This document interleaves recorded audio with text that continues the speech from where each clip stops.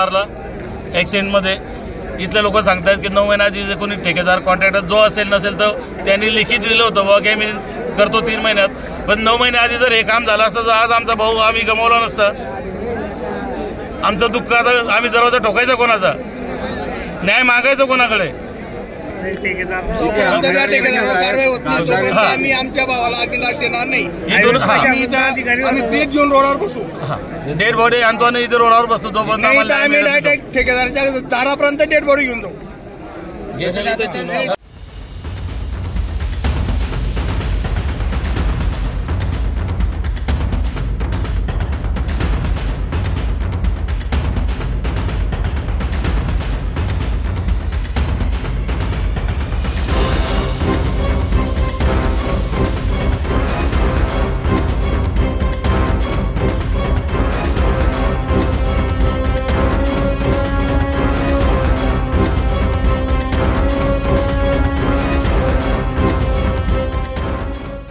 आजच्या क्षणी महत्वाची मागणी ही आहे की या ठिकाणी जो मृत्यूचा सापळा बनलेला आहे, अनेक लोकांना आपल्या परिवाराच्या सदस्यांना जीव गमवावा लागलेला आहे। या ठिकाणी अंडरपास किंवा फ्लायओव्हर हा झाला पाहिजे। दोघं साईडने या ठिकाणी अर्ध्या गावाचा विस्तार हा रस्त्याच्या त्या पलीकडे लोकांना दैनंदिन कामकाजासाठी, मुलांना शाळेत सोडण्यासाठी, ट्युशनला सोडण्यासाठी किंवा बाजारासाठी गावाच्या ह्या भागासाठी संपर्क करावा लागतो।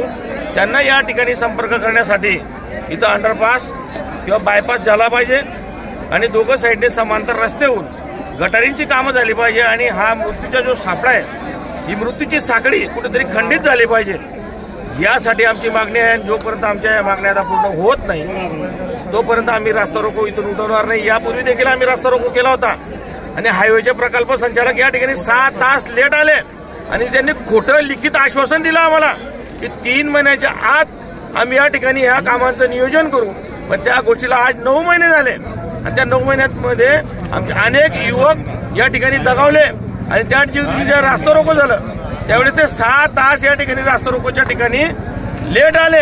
म्हणून ते लेट येणाऱ्या शिवाजी पवारवर प्रशासनाने कुठलीही कारवाई न करता जे लोकहितासाठी, लोकांच्या जीव वाचवण्यासाठी या ठिकाणी आंदोलनाला बसली होती, रास्ता रोकोला बसली होती माझ्या सकट, त्या सगळ्या लोकांवरती या पोलीस प्रशासनाने गुन्हे दाखल केले।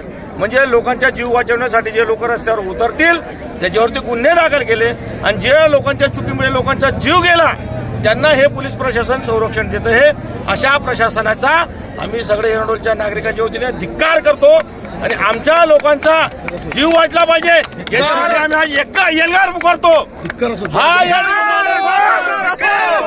या ठिकाणी अंडरपास, या ठिकाणी अंडरपास लोकांच्या जीविताचे रक्षण झालंच पाहिजे। बहुत टाइम में मॅडम बेल होती।